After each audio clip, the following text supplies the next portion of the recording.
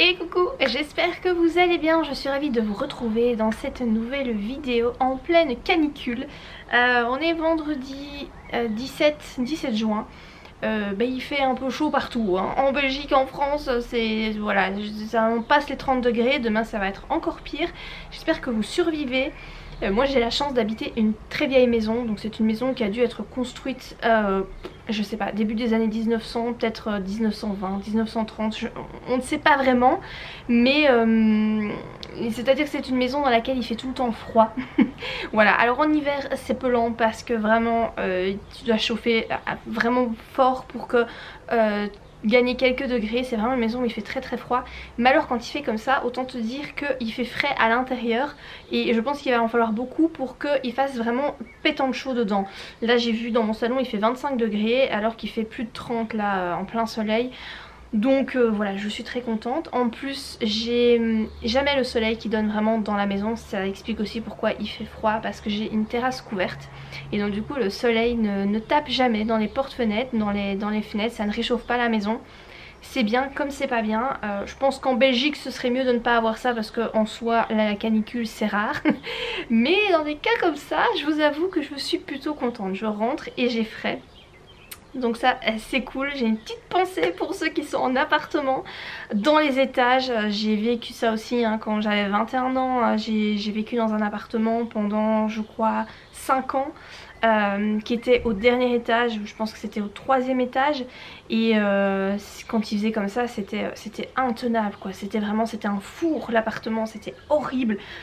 Et t'avais pas vraiment de moyen de te rafraîchir, ouais, tu faisais des courants d'air, tu mettais des ventilos, mais c'était horrible. Donc j'ai vraiment une petite pensée pour vous, vous devez souffrir, et voilà, je sais ce que c'est. Donc courage.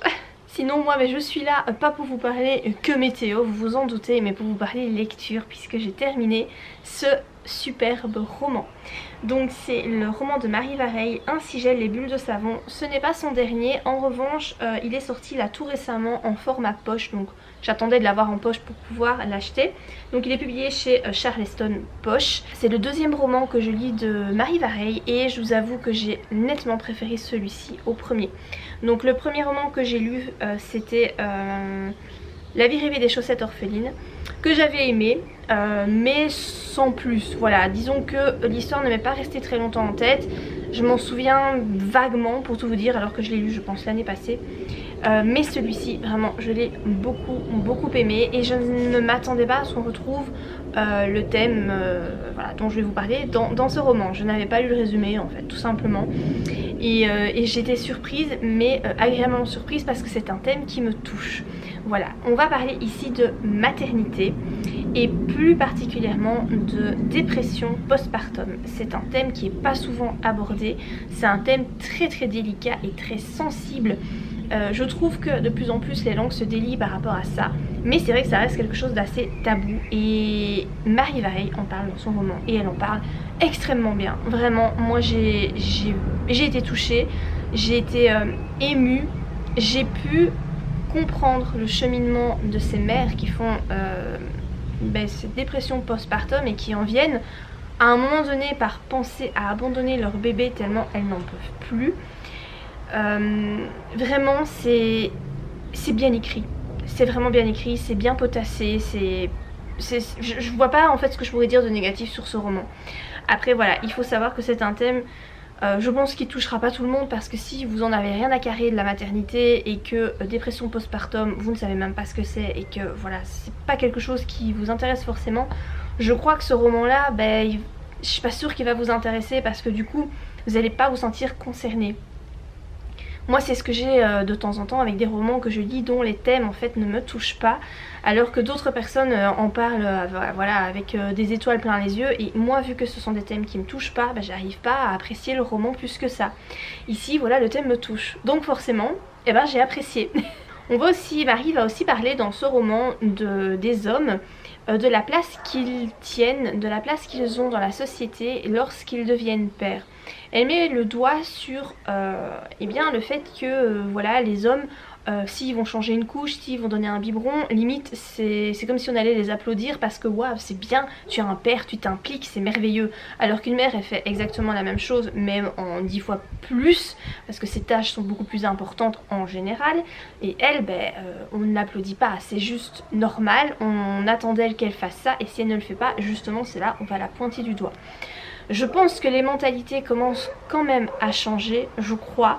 Mais c'est pas encore bien intégré dans la tête de tout le monde. Bon, moi je suis plus en phase bébé, hein, mon deuxième enfant a 6 ans, donc c'est vrai que je suis passée un petit peu hors de tout ça.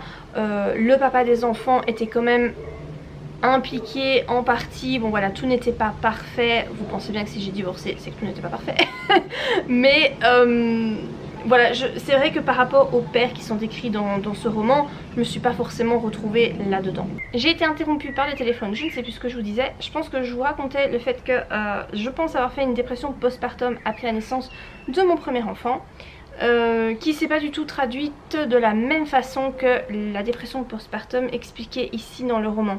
Ici on va plus parler d'épuisement mental, de charge émotionnelle, de charge comment on appelle ça, je trouve plus le mot. Ouais, la charge mentale quoi. Quand t'es une maman, tu dors pas beaucoup et que t'as tout à gérer, c'est vraiment là-dessus qu'on va mettre l'accent, sur le fait que le papa lui continue sa carrière comme si tout allait bien. Deuxième interruption téléphonique. Super. Bon, je ne sais plus où j'en suis dans mon fil d'idées, mais grosso modo c'est un chouette livre qui parle très bien de dépression postpartum, qui met le doigt sur des problèmes de société par rapport aux mamans, par rapport au fait que quand tu mets au monde un enfant, bah c'est ok de pas se sentir hyper heureux, hyper épanoui. Avoir un enfant c'est hyper dur, c'est un gros chamboulement dans ta vie, dans ta tête, dans ton corps, partout. Et je trouve que Marie Vareille en parle très bien ici. On va suivre en fait 3 personnages. Ces personnages vont à un moment donné se croiser, leur vie va se croiser et il va y avoir une réunion, voilà, de ces personnages. Et moi j'aime bien ça, je trouve ça très chouette. J'aime bien suivre comme ça des personnages différents pour à un moment donné les voir réunis et voir le lien en fait qu'il y a entre toutes ces personnes. Donc voilà, très belle réussite pour moi par rapport à ce roman. Je suis contente de l'avoir en papier. Et donc l'objectif c'est d'un jour rencontrer Marie et de lui faire dédicacer. J'ai enchaîné avec un Franck Tillier. J'ai choisi de lire le manuscrit inachevé, qui a une très belle couverture. Ouais, je crois que ça se voit. Elle est toute un peu holographique comme ça. Elle est vraiment super jolie. J'ai décidé de lire ce livre là. Je suis fort loin. Je suis à la page 462 sur 600. Je vais le finir ce week-end hein, parce que franchement ce roman c'est génial en fait, c'est trop bien, c'est trop bien. Alors bon, ici c'est vrai que du coup voilà, on quitte le feel good hein, pour se retourner vers des meurtres, du viol, de la nécrophilie des kidnappings de jeunes filles, voilà, c'est pas du tout, c'est pas joyeux hein, c'est très sanglant. Je vous l'avais déjà dit quand j'ai lu mon premier Franck Tillier, donc j'avais lu le roman Rêver il n'y a pas longtemps de cet auteur que j'avais vraiment adoré, c'était vraiment un coup de cœur. Je pourrais pas lire ça tout le temps, c'est trop gore, trop angoissant. Et puis voilà, le fait que comme ça il s'agit encore ici de kidnapping de jeunes filles, c'est un peu dur quand t'es maman en fait, parce que tu sais que ça existe, tu sais que même si c'est une histoire, mais tu sais qu'il y a des fous qui sont comme ça en liberté. Et quand t'as toi-même une fille, voilà, ça fait peur. Mais c'est super bien écrit, l'intrigue est super bien ficelée. Là je vous dis, j'arrive à la fin, donc en fait ça s'enchaîne extrêmement vite. Et t'as envie de continuer parce que en fait à chaque fin de chapitre tu as un espèce de cliffhanger, t'as un élément qui tombe et tu te dis oh. Et puis tu commences le chapitre suivant, en fait tu suis 2 histoires en parallèle. Et donc un chapitre c'est une histoire, le chapitre qui suit c'est l'autre histoire. Et donc quand tu finis ton chapitre sur un suspense, tu commences le chapitre suivant mais c'est l'autre personne. Donc tu as eu le cliffhanger précédent. Enfin voilà, je sais pas si c'est très clair ce que je dis mais je crois que vous avez compris. Et du coup en fait t'as envie d'aller vite dans ta lecture parce que tu veux toujours en savoir plus. Et c'est... Enfin franchement Franck Tillier c'est du génie quoi, c'est génial de parvenir à ficeler une intrigue comme ça et à ce que ce soit aussi addictif. C'est fou. Moi ce que j'aime c'est pas les meurtres, c'est pas les kidnappings, c'est pas l'effet gore qu'il y a. Ça je vous avoue que je m'en passerai bien, c'est pas ça que j'apprécie. Mais c'est le page turner, le fait que ce soit tellement intense et tellement bien construit, c'est juste addictif en fait. Un roman addictif à ce point, c'est rare de trouver ça et vraiment bah, c'est mon deuxième Franck Tillier, ça me fait le même effet que le premier. Donc voilà, je me dépêche de le finir, je vous en reparlerai et puis je le passerai à mon papa. Mon papa a lu Rêver de Franck Tillier, il a adoré, il m'a dit, voilà quand je l'ai vu il m'a dit mais le roman que tu m'as passé c'est un truc de fou. Vraiment Rêver de Franck Tillier, ce roman est génial. Je l'avais acheté pour l'anniversaire de ma belle-mère aussi et elle a adoré, elle l'a lu en quelques jours et elle m'a dit que c'était son premier Franck Tillier aussi. Elle m'a dit qu'elle voulait absolument lire les autres romans de cet auteur tellement elle a trouvé ça génial. Donc voilà, celui-ci est topissime. J'ai le tome 2.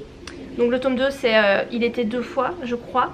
Et je pense qu'en fait le dernier qui est sorti, Labyrinthe, je crois que c'est le tome 3 de cette saga là. Si j'ai bien compris c'est de ça qu'il s'agit. Donc moi ici j'ai commencé avec le premier. J'essaie de vous dire quand est-ce qu'il a été publié. Je vois qu'il a été publié en 2018 dans sa version brochée. Donc moi j'ai la version pocket, enfin poche. Ouais non c'est chez Pocket. J'ai la version pocket mais il a été publié en 2018 dans sa version brochée. Et voilà, j'ai déjà, il était 2 fois, je l'ai déjà acheté hein, donc j'ai la suite. Labyrinthe je l'ai pas encore puisque là il vient sortir donc il est encore en grand format. Donc j'attendrai qu'il soit sorti en pocket, enfin en petit format. Mais c'est clair qu'à mon avis je le lirai aussi quand il sera en petit format. Je les achète impérativement en format papier parce que comme ça je peux les passer à mon papa après. Voilà, il me l'a déjà demandé en fait hein. Il m'a dit t'en as pas d'autres des romans comme ça parce que c'est trop bien. Et j'ai dit mais si j'ai acheté mais je vais d'abord les lire et puis je te les passerai. Donc je sais qu'il attend celui-ci. Donc voilà, je vais me dépêcher de le terminer. Je vous en reparle quand il est fini. Je vous ferai un petit résumé aussi hein. Là je vous ai pas fait de résumé mais ce sera, voilà, je vous en ferai un petit résumé après. Et puis voilà, je lui passerai. Voilà pour ce petit rush vidéo. Je vous retrouve plus tard pour la suite de la vidéo. Et coucou, je vous retrouve aujourd'hui, nous sommes samedi 18 juin, le jour ultime de la canicule. C'est genre intenable, je pense qu'il a fait 34 degrés aujourd'hui. Là à l'heure où je vous parle, il est 7h30 du soir. Je sors enfin de chez moi un petit peu, même s'il fait toujours méga chaud. Ça commence à être un peu plus supportable, même si c'est encore compliqué. Du coup je me suis dit que j'allais en profiter pour vous faire ce petit rush vidéo parce que j'ai terminé une lecture aujourd'hui. Disons que quand il fait chaud comme ça, en fait t'as pas grand chose à faire à part rester allongé ou en tout cas bouger le moins possible. Même si chez moi il fait quand même relativement frais, j'évite quand même en tout cas je sors pas, ça c'est clair. Donc du coup ben, t'es limité dans ce que tu peux faire chez toi. Et donc j'ai terminé le Franck Tillier, le manuscrit inachevé. Je vous en parlais dans le rush précédent en vous disant que c'était un roman de fou que j'aimais vraiment beaucoup. Je crois qu'il restait, quand je vous en ai parlé, il me restait 150 pages je pense. Et voilà, j'ai terminé hier et les 100 dernières pages, je les ai terminées aujourd'hui. Alors, j'ai aimé ce roman. Vraiment il est super addictif, ça voilà on peut pas lui retirer. J'ai rarement lu des romans aussi addictifs que ça. J'ai les tourterelles qui sont en train de chanter là, j'espère que vous m'entendrez quand même bien la vidéo et que ça sera pas trop pelant en bruit de fond. J'ai plein de tourterelles dans mes sapins, c'est un truc de fou. Et donc pour le roman ici, c'est vrai qu'il est super addictif, c'est un page turner de fou. J'ai beaucoup aimé, mais par contre la fin m'a pas mal déçue. Et j'en suis vraiment très triste. Disons que déjà tu as des questions qui sont soulevées tout au long du roman qui sont pas vraiment, t'as pas vraiment les réponses à ces questions là, ou alors t'as l'impression que l'auteur a donné une explication vite fait. Enfin, des éléments, en fait, je voyais pas ce qu'il venait faire dans l'histoire. Enfin, si, je me suis dit à un moment donné qu'il devait y avoir une importance quelque part, mais c'est pas exploité. Donc je comprends pas pourquoi il a parlé de certaines choses sans aller vraiment en profondeur et sans vraiment apporter des explications plus que ça. Donc ça, déjà, j'étais très étonnée. Franchement, la fin, elle est tombée comme ça. J'ai refermé le livre, je me suis dit, ah ouais, ok, ok. Je n'ai pas compris la moitié du truc. Franchement, pour certains points, j'ai eu du mal à comprendre.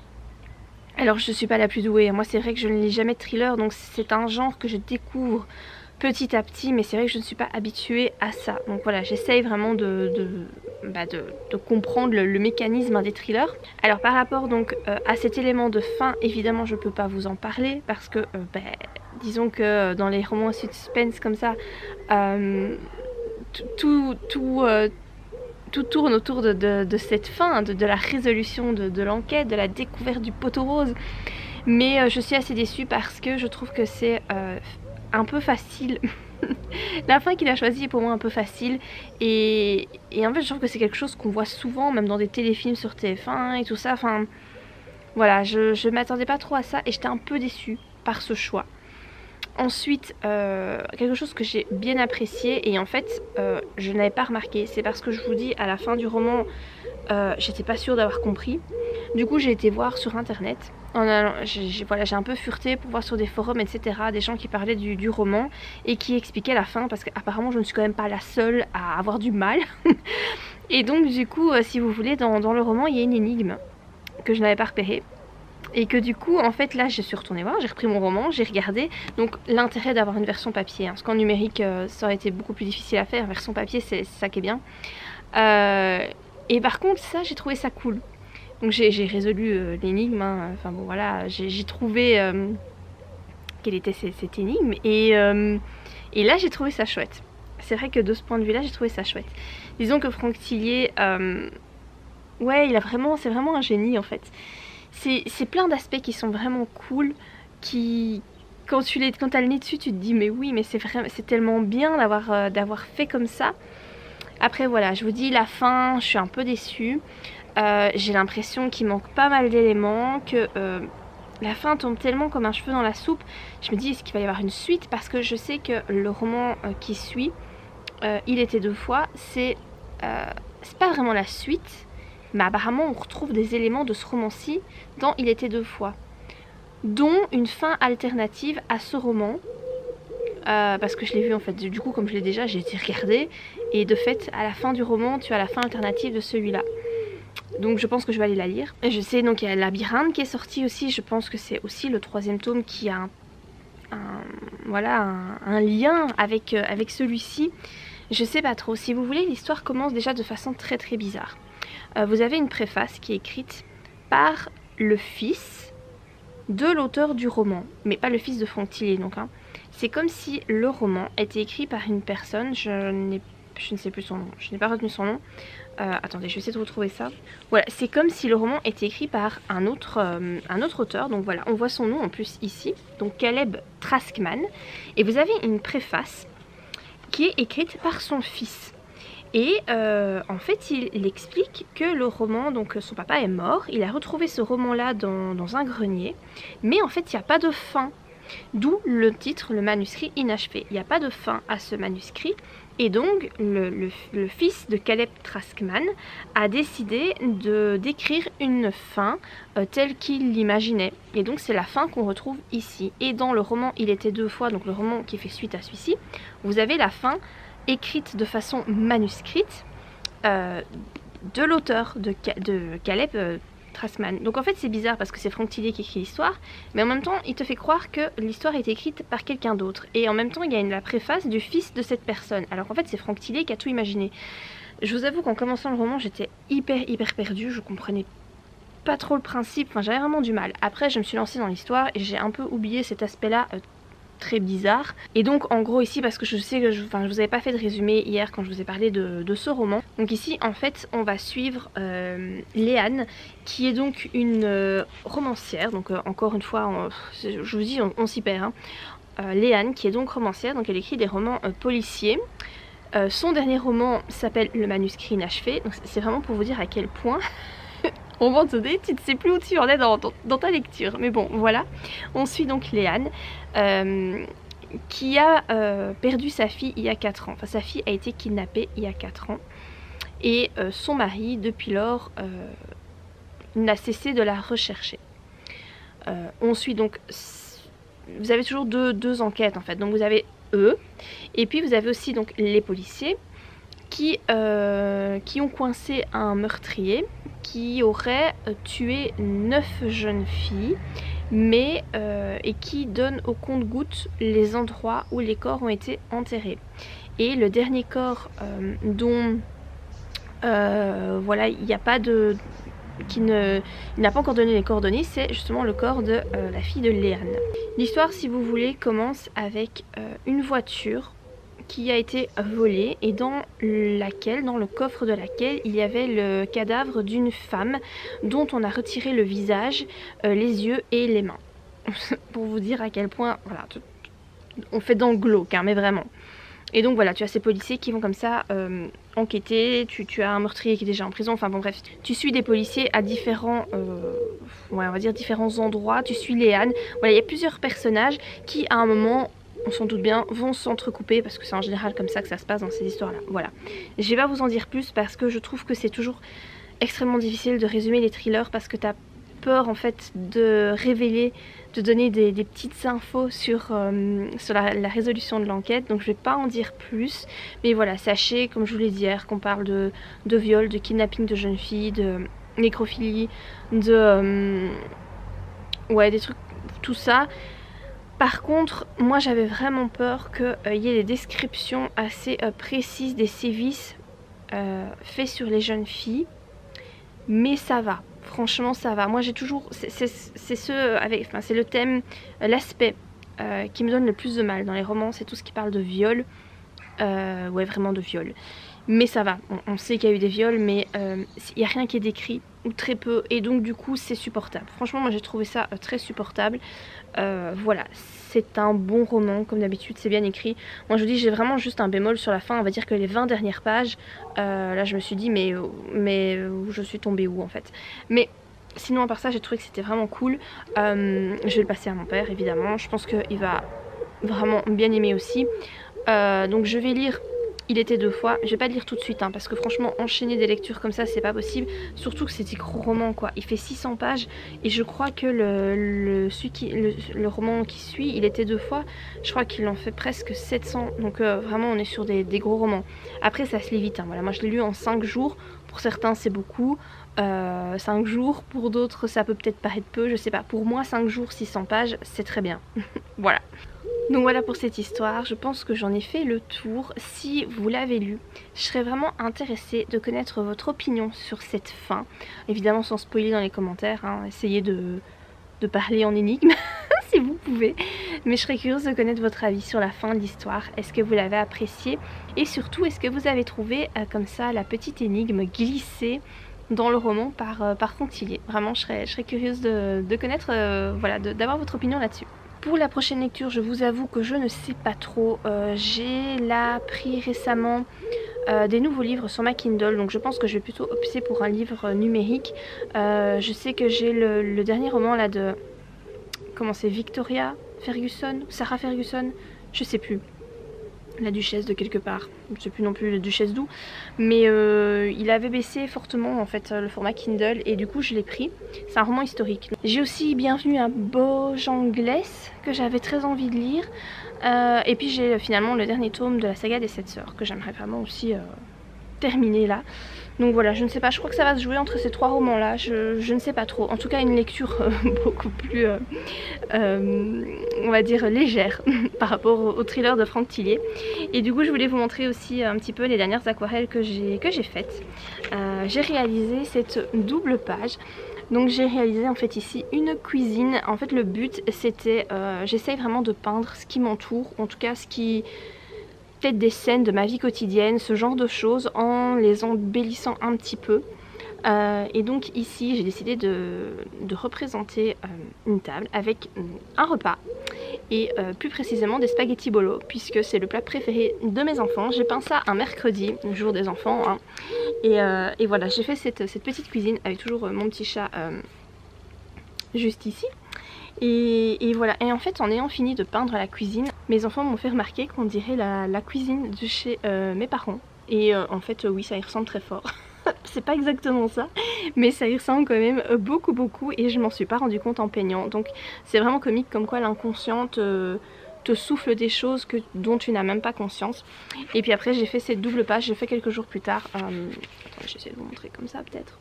Donc j'ai peint sur cette double page les spaghettis bolo ici avec une vue en fait du dessus, du parmesan et une casserole, du sel. Là j'ai fait des fleurs parce qu'en fait je ne savais pas quoi faire et je trouvais ça mignon. Et donc ici j'ai refait une espèce de petite table avec une bouteille de vin, des verres de vin, même si c'est pas, franchement le vin c'est pas un truc, une boisson qu'on boit souvent, on n'est pas forcément fan de vin, nous on est plutôt tout ce qui est bière mais pas forcément vin. Mais voilà, je trouvais que ça rendait mieux de faire une bouteille de vin avec des verres. Donc voilà, j'avais envie de décorer vraiment cette table, pour que ça fasse en fait une jolie double page. Du coup j'ai fait ça, et alors aujourd'hui, mais je n'ai pas terminé, mais je vais vous montrer quand même, je suis en train de peindre cette petite scène et avec toujours mon chat évidemment, mais je galère vraiment en fait à peindre le visage de la jeune fille. Je l'avais fait au crayon et en fait c'est tellement moche que j'ai tout effacé, et là je ne sais pas très bien comment je vais m'y prendre parce que là je vais devoir le faire au marqueur noir, mais si je me plante ça va gâcher tout quoi. Donc du coup je ne sais pas, j'hésite en fait à laisser comme ça, pas faire de visage, mais alors je trouve que ça fait vraiment bizarre, ça fait dessin pas fini. Du coup voilà, j'ai vraiment du mal avec les visages. J'aimerais vraiment peindre des personnages, mais c'est dur quoi. Les visages c'est vraiment quelque chose avec lequel j'ai beaucoup de mal. Mais voilà, faut que j'essaie de m'améliorer. Il faut que j'essaie de regarder des tutos je pense. Et que j'essaye de faire des petits essais. Je crois qu'il n'y a que comme ça que je pourrais m'en sortir à un moment donné. Voilà, je vous la montrerai quand elle sera complètement terminée. De toute façon, je la mettrai sur Instagram comme d'habitude. Et donc voilà, je pense que je vais vous laisser ici. Je meurs de chaud. Je crois que vous parlez de 2 lectures, c'est déjà pas mal pour une vidéo. Donc la prochaine vidéo, eh bien, je la commencerai avec eh bien, la lecture que je vais décider de lire, le livre que je vais décider de lire. Voilà, ce sera un petit suspense. Voilà, je suis sûre que vous êtes pressés de savoir. Non mais voilà, je ne sais pas encore. Donc voilà, ce sera le suspense de la vidéo prochaine. Quel livre vais-je lire? Voilà, je pense que je vais aller me décider là maintenant en fait. Je vais rentrer là et je pense que je vais me mettre dans le divan au frais et que je vais lire, mais je ne sais pas encore quoi. Voilà, réponse dans la prochaine vidéo. J'espère en tout cas que celle-ci vous aura plu. Si c'est le cas, n'hésitez pas à la liker, n'hésitez pas à commenter, et moi je vous dis à bientôt pour de prochaines vidéos. Bye!